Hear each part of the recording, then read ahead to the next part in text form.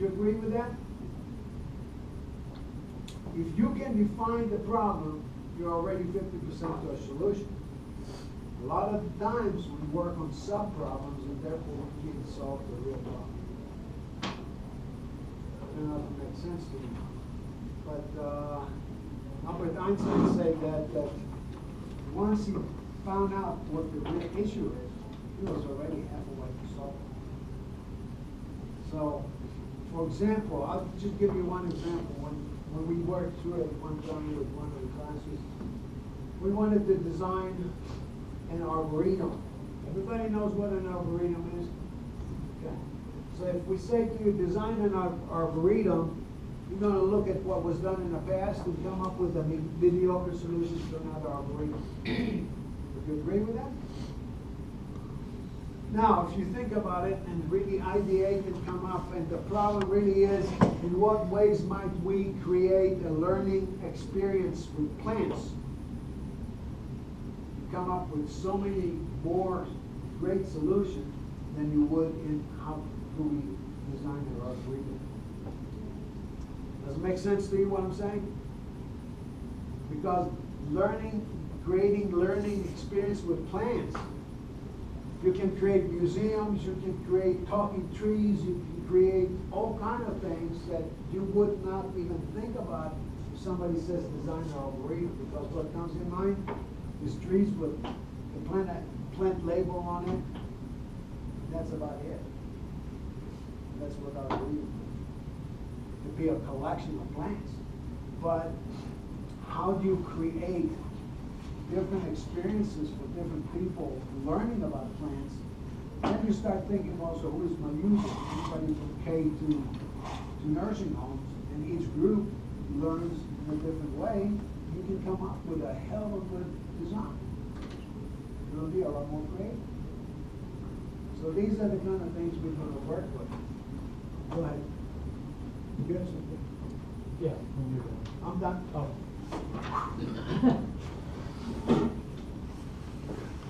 In answering the line question as to what the design process is, I came up with, depending on how you want to count it, somewhere between 14 and 15 different elements or components of the design process.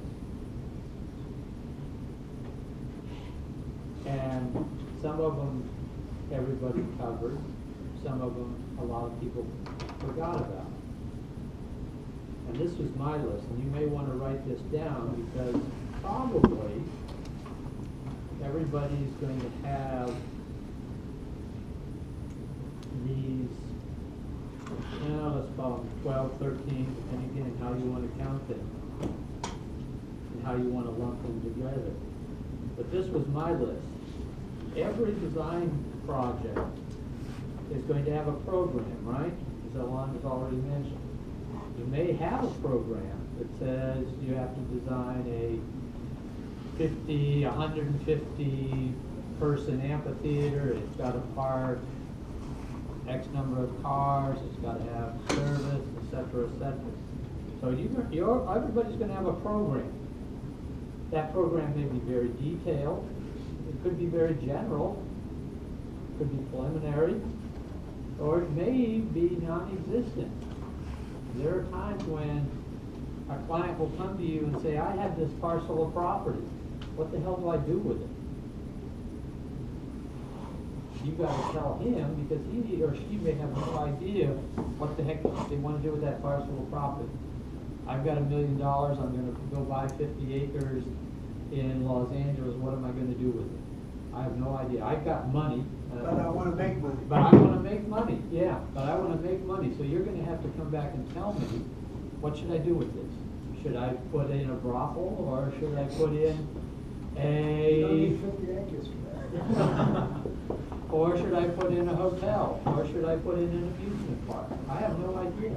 It may be your job to figure out what the heck the program is. So each one of you are going to probably have to sit down in the near future and put together a tentative program. Okay? Part of that program, here again, depending on how you want to classify them, I have a problem statement. So every design project's gonna have a problem statement, right? Now, that could be part of the program. I lumped them out separately, so you kind of have this inventory of all the components of the element. So you're gonna have a program, number one, you're gonna have a problem statement, number two. Number three on my list was everybody, and we've already started you thinking in that direction, is goals. You're gonna have a whole bunch of goals, right? So you could, I made those separate. So you're gonna have environmental goals, political goals, social goals that become the driving force for the direction of that project. You're gonna have objectives. You're gonna have, let's see, that's what about number 5. You're gonna have site inventory, as Alon already mentioned. Now that site inventory could take into account a larger geographical region. So you may have what I like to define as a regional site inventory. And here again, that might be a watershed at the large extreme, or within an arbitrary number 5 miles of the site. But you're going to have some type of regional context, regional inventory. You're going to have some type then of site-specific inventory.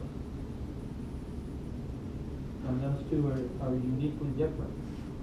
You may want to know the, I think maybe Alda mentioned it, the socio-economic aspects of an area within 20 blocks of your site. So you'll have some type of site inventory. As Alon already mentioned, you're going to have then some type of site-specific analysis. What the heck is the site-specific inventory? How does that influence what you can and can't do? Like he already mentioned, they did soil borings, all of a sudden, we've got all this crap that we didn't know that was existed there. So you've got to analyze that information. What does it mean? And I know Alon likes to use these terms also. What are the opportunities and constraints of the site? Because you may have a whole bunch of problems. And this is where Alon's comment already came into being about creativity. Through design, you can maybe take something that is negative and through an imaginative design solution, make it a positive. Yeah. Give you just one example. We one time encountered a site that was excavated for the special soil that was there. So there were, it was mined, really strip mined. So we had a lot of deep holes in there in some areas that were like 30 feet down. And the people wanted to design a recreation there, and they said, God, we'll have to fill all this up if we want to make it into a place for races and stuff. My idea was, why not use those depressions for bicycle races and stuff like that, and they'll absorb a lot of the sound, and there'll be a special area for those people who want to recreate with two-wheel vehicles, and it came out and it became very successful. So sometimes something that people think is a liability or a constraint could become an opportunity. So that's your brief post. Yeah. Next on my list was case studies. So everybody's going to end up with case studies. Like somebody mentioned that, where you go and look at what did somebody else do, what were their trials and tribulations. Because what does that provide you? It provides you a bunch of knowledge, right? So then after that, I had ideal diagram. What are the relationships? What needs to be close to one another? What needs to be far away from conceptually? So I'm gonna ask the question, after an ideal functional diagram, what's the obvious next thing you have to do? What would I do? What would I wanna do? I've done all this site inventory and analysis, I've got goals, I've got objectives, I got this ideal diagram that shows relationships of land use X to land use Y, how close to, how far away they should be. The next thing I wanna do is, no. Starts with the word site. You should have said S. I want to relate it to the site. I want to do a site-related functional diagram. See, even with the clue, that can happen. How does the site now influence that ideal functional diagram? Because it's going to require you to pull it, push it, change it a little, make it work, for the lack of a better way. Modify, Yeah. Because sometimes the boundaries won't let you do what you want to do. Next on my list was some type of concept,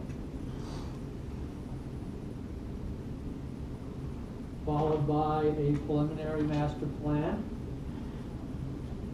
Now that preliminary master plan, I think, I don't remember whether it was Manny or Alda, one of these characters over on this side said, have people look at it. Yeah, you're going to have your client look at it. The client could be just the owner of the 50 acres in Los Angeles, but in most cases there's going to be maybe a city agency that wants to look at it, the client wants to look at it, interested individuals want to look at it, so they're going to give you comments about it, right? That's why it's called a preliminary master plan, because then what you're going to do is you're going to take those issues, concerns, etc., and make some type of revision, modification, finessing, whatever adjective you want to use, to come up with that final master plan. Sometimes you get the feedback from the city, Yeah. from the city engineer or the committee that the city has as far as planning. And because of their demands, you might have to modify your preliminary design to fit what they want. So then you're going to, from those comments, I know in the case, and I'll use a different example, Alon used his soil boring one. My thesis project, I had to present it to 4 different state agencies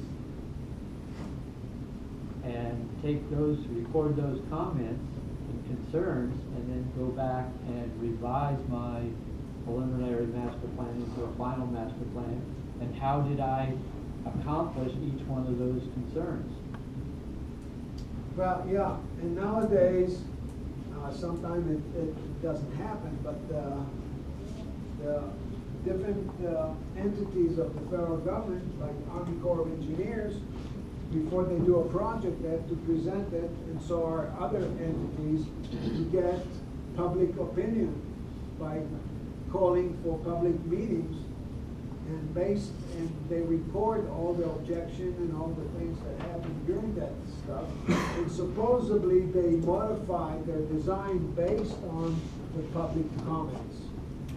So you always have something like this happening, where you get criticism or evaluation of your project, and then you do the final design. And that's your last one? Or No, I've got a couple more. Okay. And they're probably not as important for this class as they are for understanding the design process. So I've got a master plan, it's been approved, what do I need to do next? Most likely, you're going to do some type of contract document, right? They had a whole course in professional planning. So you're going to do contract documents, specifications, followed by those contract documents that are sent out, you've got a bid back and you've selected a contractor. You may have site observation. And last but not least, the design is built, and this feeds back into the design process, some type of post-construction analysis where somebody is hired to go in and do what we discussed previously, and that's a series of case studies, so they can look then at whether that design was successful or not. So depending on how you want to count it, the design process consists of maybe 14, 15 elements. A program, problem statement, goals, objectives, the site inventory. That site inventory can be regional as well as site specific. Certainly everybody will have something site specific. Case studies, ideal functional diagram, site-related functional diagram, concept, preliminary master plan, final master plan, contract documents, site observation, and post-construction analysis. And like we already said, you're probably going to get Up to a master plan and detail. and yeah, I was gonna, and maybe fall a little bit into that contract document where you do a planting plan, you do a grading, etc. And why do we do those kind of things, like grading, planting plan, and design details? It's one of the things that the SLA, through their landscape board, that gives us that accreditation, is they want to see how we blend construction and design together. And that's one of the things they always look at. Okay, so what we need to do at class now, you gotta finish what you have to do for Thursday, but I urge you to start working on your site inventories. We don't have much time to finish with that, so that's what you gotta do in the studio, so let's go through that. Some of you were late.